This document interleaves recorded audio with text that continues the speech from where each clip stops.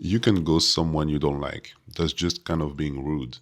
But ghosting someone that you actually like is something different, and that's actually fear. Usually, ghosting is framed as something bad, like some kind of like cowardice, like you ghost someone because you don't have the balls to like tell them that you don't want to talk with them. Usually, it happens because you don't have interest anymore, you don't feel like telling them the whole reason why you don't want to talk with them, and this happens. That's not a big deal. We all did it once in your lives. But when you think about it, the hardest ghost, like when you ghosted someone and it was like really hard, are not the people that you ghosted because you did not have interest into them. It's actually the people that you liked.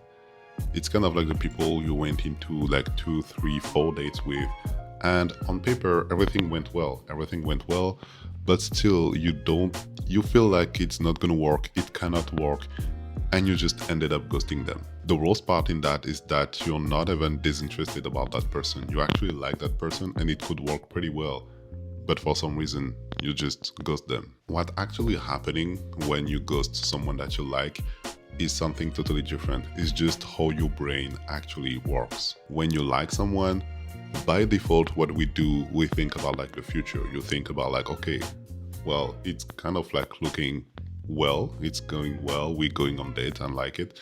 What it will be in the future, what will be the relationship with that person, what's gonna be in 2 weeks, 3 weeks, 1 month, 6 months, 1 year. Of course, not everyone is going so far in the future, but as human beings, we project ourselves with someone that we like, and this is where everything starts. You start to imagine like possibilities, like what if and stuff like that. But for kind of like avoidant people, or if you had some, let's say, conflict in your previous relationships or problems or issues in your previous relationships, then you start to imagine things if it goes well.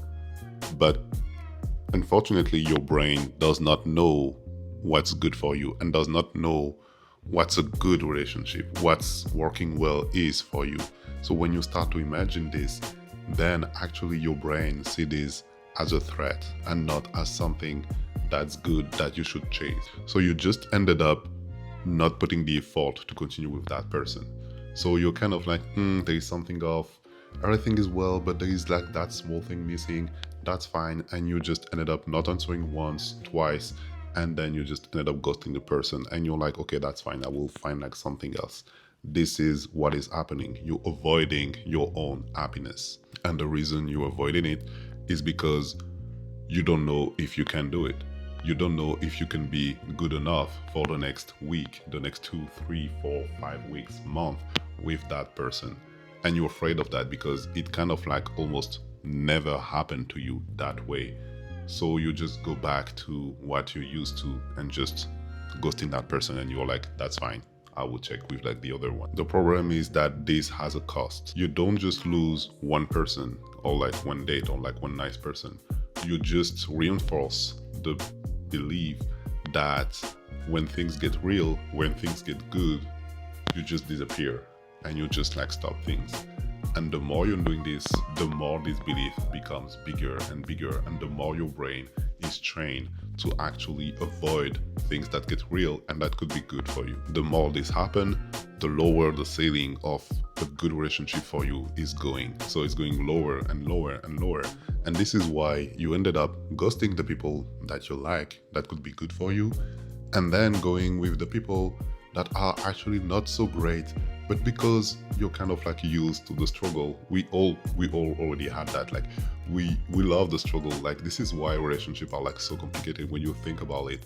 Like the stories of your friends or like even your own relationship, when you're like with someone, but there is like drama, but it's kind of like the beginning that you're not sure and you're going into like so many feelings for that person, when actually at the end of the day nothing much happened.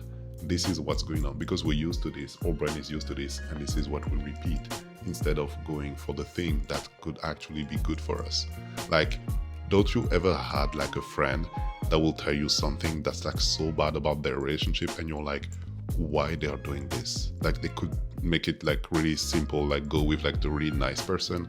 This is what's happening. The people who feel easy that you struggle with, this is the one who stay because They do not trigger anything in your brain. This is kind of like normal, habitual for your brain. But then the one that could be like nice and it looks kind of like okay, that could be like a good thing, this triggers something on your brain. And unfortunately, this is what you're avoiding. And this is what we all once in our lives avoided. The next time you start like a relationship, you start to date someone, it's going well, and you're kind of feeling like something off, like you're kind of thinking about like ghosting that person or something in the same vibe, take a little bit of time, pause, and ask yourself the real question. Is it actually something bad? Am I actually afraid of something that's actually bad, or am I just afraid to be committed to something that could be good for me? The cost of staying is real, but the cost of living is higher, and it compounds way faster than you think. If this video was somehow helpful or you learned something about yourself, please